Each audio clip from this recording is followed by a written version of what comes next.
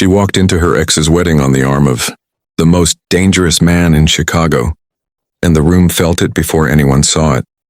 The maitre d' dropped a pen. A waiter changed direction mid-step. 3 conversations stopped simultaneously like someone had cut the audio. And James Calloway, standing 40 feet away with a champagne glass and the expression of a man who believed this day was entirely under his control, looked up and went completely still. 6 months ago, he had told Elena she was never quite enough for his world. She had spent 6 months deciding what to do about that. She had made her decision at a hotel bar 4 days ago, and the man whose hand was now resting at the small of her back, whose presence had just made a room of 200 people quietly recalibrate, that decision had a name. Marcus Vane. And nothing from this moment forward was ever going to be the same.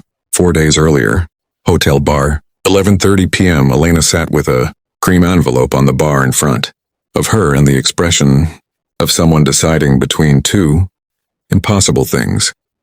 The invitation was beautiful. Gold lettering, heavy paper, her name in James's handwriting that she would recognize in the dark. She had RSVP'd yes before she could talk herself out of it, not from weakness, from the specific stubbornness of a woman who refused to disappear from a life she had lived in for 4 years simply because someone had decided she didn't fit it anymore. She needed one thing, one person who walked into rooms and made people forget what they were thinking. She looked up. 2 seats away, a man in a black suit sat with an untouched drink and eyes that had been on her for 20 minutes without pretending otherwise. She had the thought before she could stop it. She moved 1 seat closer. She said, "I need a date to a wedding Saturday." "It's complicated," he said. "Most things worth doing are." She said, "You don't even know what I'm asking."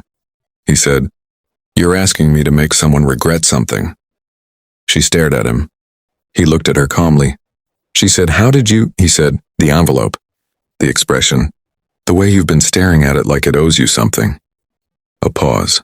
She said, "Saturday, 2 p.m." He said, "I'll pick you up at 1:30. She said, "You don't have my address." He looked at her with the expression of a man who found this genuinely amusing. She understood then that her address was the least of what he already knew. She did not examine why, not yet. What Elena did not know, what Marcus had known from the moment she sat down, possibly from the moment she walked into that bar, was that James Calloway's name had been on a list in his office for 8 months. Not a figurative list, an actual document, precise and current, tracking every person connected to James's financial network. Elena Vasquez, former partner 4 years, amicable separation. He had read that line in a surveillance summary before she had ever looked up from her envelope. He had been in this bar because one of James's associates used it on Thursday nights. He had not expected Elena, but when she moved 1 seat closer and said she needed someone who walked into rooms and made people forget what they were thinking, Marcus Vane, who was always exactly 10 steps ahead and had made a career of it, understood that the universe had just handed him something considerably more elegant than anything he had planned. He said yes, not a strategy, because she looked at him like she needed someone real. In his world, that was rare enough to matter. 1:30 Saturday. He arrived exactly on time. She opened the door in a dark green dress that was not what anyone who knew the old Elena would have predicted, which was entirely the point. He looked at her for 2 seconds without speaking. She said, "Don't." He said, "I haven't said anything," she said. "You were about to say something that would make this complicated." He said, "I was going to say good choice." She looked at him. He offered his arm. She took it. In the elevator, he said, "Rules for today." She said, "I'm listening." He said, "Follow my lead when I move. Don't explain me to anyone. And if your ex says something that makes you want to respond, look at me first." She said, "Why?" He said, "Because what I do next will be better than anything you could say." She looked at him sideways. She said, "That is either very reassuring or very alarming." He said, "Both." The elevator opened. They walked out. She felt the day shift into something she no longer entirely controlled and found, to her own surprise, that she did not mind at all. The lobby of the Langham responded to Marcus the way expensive rooms respond to genuinely dangerous men. Not with fear exactly, but with the involuntary deference of a space that has encountered real power and adjusted accordingly. The head of security near the entrance straightened without knowing why. The bartender looked up mid-pour and set the bottle down. Two men in the far corner of the lobby, the kind of men who notice things, professionally, glanced at Marcus, and then at each other, with the silent communication of people who have just recognized something they were not expecting to see here. Elena felt all of this moving through the room like a current and thought, he didn't need to say a word. The room said it for him. She kept her expression neutral. She kept her chin level. Beside Marcus Vane in a dark green dress, not explaining herself to anyone, she felt, for the first time since the invitation arrived, like someone arriving on her own terms rather than surviving on someone else's. James saw her within 90 seconds. She watched it happen across the reception hall. The recognition, the recalibration, the arrested quality of a man whose gaze had moved to the person beside her and could not move away, Marcus said without turning his head, at a volume only she could hear. 40 seconds and he hasn't looked away, she said. I know, Marcus said, give me your hand. She did. His hand closed around hers, warm, unhurried, completely certain, and he leaned down and said something, close to her ear, that she didn't fully process because his voice at that proximity did something specific to her concentration. She laughed, genuine, unplanned. Whatever James saw from across that room, it landed. He looked away first. Elena kept smiling and said quietly to Marcus, what did you actually say? He said, I told you the napkin fold on table 7 was incorrect. She turned and looked at him. He was already looking somewhere else, perfectly composed. She thought, this man is going to be a problem. She was right. James found her at the reception because of course he did. He arrived with the particular confidence of a man on his wedding day who believes the occasion grants him permissions it does not actually grant. He said, Elena, I'm glad you came. It shows a lot of maturity. She said nothing. He said, I wasn't sure you'd be okay. After everything, she said nothing. He looked at Marcus, who was standing 3 feet away with a drink and the specific quality of stillness that is not absence, but rather concentrated presence. James said with the smile of a man performing generosity, I'm glad you found someone. He paused. He looked at her with the expression she recognized, the one he had used throughout the last year of their relationship when he was about to say something designed to remind her of her place. He said, though I have to say, Elena, I always hoped you'd find someone in your league. The words landed with the practiced lightness of something that had been said before to her in smaller doses for years. She felt the old familiar contraction, the instinct to shrink, to deflect, to smile and make it easier. She did not do any of those things. She looked at James with complete calm and said, I did. She looked at Marcus. Marcus had not moved. He was looking at James with an expression of such absolute, unruffled attention that James's smile developed a structural problem. Elena said, Congratulations on the wedding, James. She turned away. She did not look back. Beside her, barely audible, Marcus said, Perfect, she said. You said to look at you first. He said, I did. You didn't need me, she said, I know. But it was nice to have the option. He said nothing. But something shifted in his face by one precise degree. The ceremony was in the Langham's main ballroom. Flowers, string quartet, the full architecture of a beautiful wedding that someone had spent significant money on. Elena sat in the 3rd row beside Marcus and watched James marry Sophie and conducted an honest internal inventory of what she felt. Less than she expected, more complicated than she could have named. Not devastation. She had done her devastation already, alone in the 8 months prior, in pieces small enough to survive. What she felt now was something closer to completion, the closing of a chapter she had been rereading too long. Marcus sat beside her with the stillness of a man who was present, without intruding. At one point, without theater, his thumb moved once across the back of her hand. Not romantic, not performed, simply the acknowledgement of someone who understood. She was carrying weight in this moment and wanted her to know she didn't have to carry it alone. She looked at him sideways. He was looking forward. She looked forward too. Something quiet and significant was beginning, and neither of them named it yet. It was the best man's toast that started it. He mentioned James's business success, the Meridian development, the investor returns, the ability to see opportunity where others see risk. Elena watched. Marcus across the table. He was holding his glass. His expression had not changed by a single degree, but she had spent enough time watching his face to know that something had just moved through it. Not anger, not surprise, something colder and more purposeful. She said nothing. Later near the bar, she stood close enough to say quietly, "The Meridian development. That means something to you." He looked at her. He said, "Yes," she said, "tell me." He said, "Not here." She said, "When?"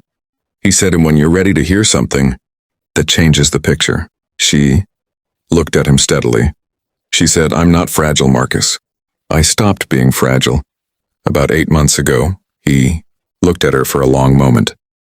He said, "On tomorrow dinner," she said. "Tonight." He said, "Tonight." They left the wedding before the cake was cut. Neither of them looked back. He told her in the car, not the full picture, the essential one, delivered precisely without softening. James Calloway had taken money from Marcus's organization 3 years ago under a legitimate real estate framework, the Meridian project, and had restructured it in a way that redirected investor funds, cost 8 families their savings, and buried the paper trail well enough that the exposure landed on people who hadn't made the decision. Marcus had spent 2 years building a case that couldn't be argued with or paid away. He had known who Elena was before she sat down at that bar. He said, "I need you to understand that I did not plan Saturday. I saw you with that envelope and I made a decision that had nothing to do with James and everything to do with the fact that you looked at me like I was a person, rather than a category. That is the truth, and I will not insult you by pretending it's simpler than it is." She sat in the passenger seat and looked at the Chicago night moving past the window. She said, "The people who lost money," he said, "being made whole, have been for 6 months," she said. "That's why it took 2 years." He said, "I needed to fix what he broke before I finished what I started." She was quiet for a long moment. Then she said, "What do you need from me?" He looked at her. He said, "Nothing. This is not your weight to carry," she said. "I know. I'm asking anyway." He said nothing for 3 seconds. "Then just don't disappear." She said, "I'm not going anywhere."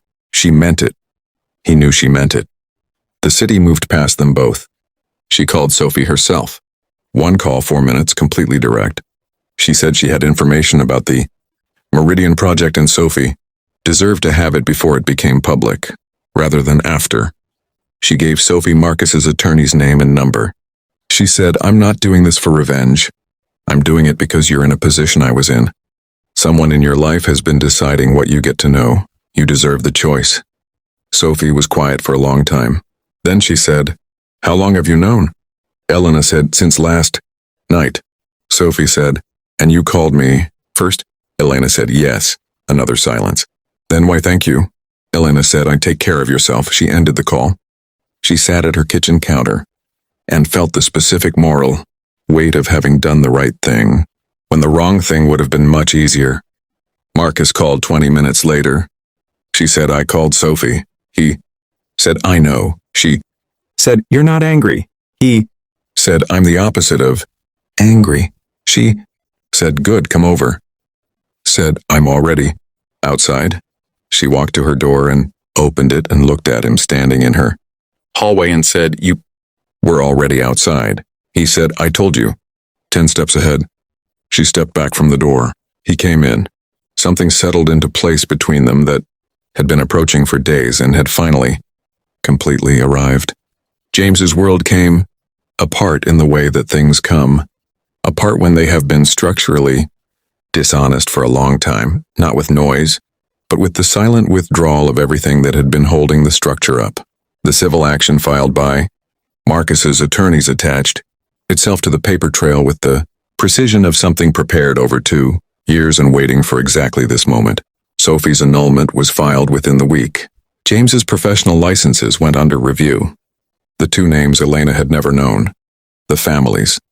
The people appeared in the filing as plaintiffs with specific numbers and specific dates and specific accounting of what had been taken from them.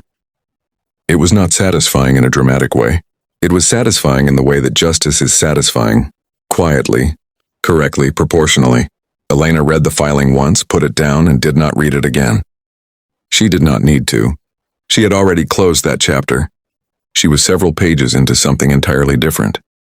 3 weeks after the wedding, Marcus was at her apartment for the fourth time that week, and neither of them had commented on the frequency. She was cooking, and he was reading something at her counter, and the radio was on, and it was the most ordinary scene imaginable, and it was also, she understood clearly, the most content she had felt in longer than she could identify. He looked up from whatever he was reading and said, "You're thinking something," she said. "I'm always thinking something," he said. "This one has a specific quality." She turned and looked at him across the kitchen and said, "I'm thinking that I asked a stranger to come to my ex's wedding to make my ex jealous, and instead what happened was," she paused. He said, "Was what?" She said, "You." He set down what he was reading. He said, "Elena." She said, "I know." "It's fast." He said, "I was going to say I know." She looked at him. He said, "I've known for longer than is reasonable given the timeline." She said, "When?" He said, "When you told James you'd found someone in your league, and you said it like you meant it," and then turned away before he could respond. She said, "That was the third hour." He said, "Yes, she said it. That's extremely fast." He said, "I'm aware." She crossed the kitchen. She stood in front of him. She said, "Stop deciding whether to say it." He said, "I'm in love with you." She said, "I know." He said, "That's the second time you've said that before I finished." She said, "You go slowly with everything except the things that matter." He kissed her, finally, completely, with the certainty of a man who has made his decision and will not be reconsidering it. She kissed him back with the certainty of a woman who made hers at a hotel bar and has not regretted a single second since. They did not rush what came after. She kept her apartment. He had a key. She had dinner at his place 4 nights a week and left books on his nightstand and learned the infrastructure of his life, the way you learn a language, gradually, through immersion, through the specific vocabulary of how someone actually lives rather than how they present. His world had edges. She understood the edges. There were calls he took in, other rooms and meetings she waited outside of, and evenings where something heavy had happened and he came home with the weight of it visible, only in the set of his shoulders and the quality of his silence. On those evenings she did not ask. She made food or opened wine or simply sat beside him with the presence that said, "I am here and you do not have to explain the weight to put it down." He told her once, "You're the only person who has ever done that." She said, "Done what?" He said, "Made it lighter without needing me to explain it." She said, "You'll talk when you're ready." He said, "What if I'm not built for ready?" She said, "You told me you loved me after 3 weeks. You're built for it. You just move slowly." He said, "I move slowly." She said, "I know. I'm patient." She was. She had time. They both, for the first time in a long time, had time. 6 months in, she saw the other side of him fully. Not a glimpse, the real version, complete. 3 of his men arrived at his apartment while she was there, with the urgent low energy of people delivering information that could not wait. She heard his voice change in the other room. Not louder, lower, colder, the register of a man who has just made a decision that will have permanent consequences for someone. When he came back in, he was composed, suit straight, face neutral. But she had heard the other one. She sat very still. He said, "You heard that?" She said, "Yes." He said, "Are you afraid of me?" She thought about it honestly, which he deserved. She said, "No, but I understand you now in a way I didn't 20 minutes ago." He said, "Most people reach this point and leave." And she said, "I'm not most people." He said, "No, you are genuinely not." She said, "Whatever that was, it stays in that room. I don't need the details." He looked at her. He said, Elena, she said, that's not naivety. I trust your judgment. Don't make me regret that, he said. I won't. 2 words, absolute. She believed them because she had learned that every word from Marcus Vane was a promise, whether it was meant to be or not. James tried once. 3 months after the civil filing, he called her, and not to apologize. She could tell that immediately from the tone, but to understand. He said he knew she'd spoken to Sophie. He said he knew about Marcus. He said, did you know when you brought him to the wedding? She said, I knew enough. He said, Elena, she said, James, I'm going to say this once. And I need you to actually hear. She paused. You told me at your own wedding that you hoped I'd find someone in my league. You said that to me on the happiest day of your life.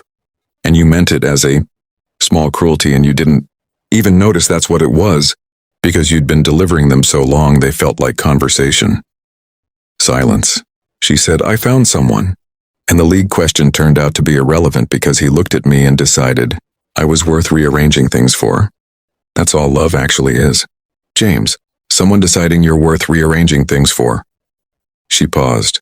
I hope you figure that out. She ended the call. Marcus across the room said, perfect sentence, she said. I've been saving it for 6 months.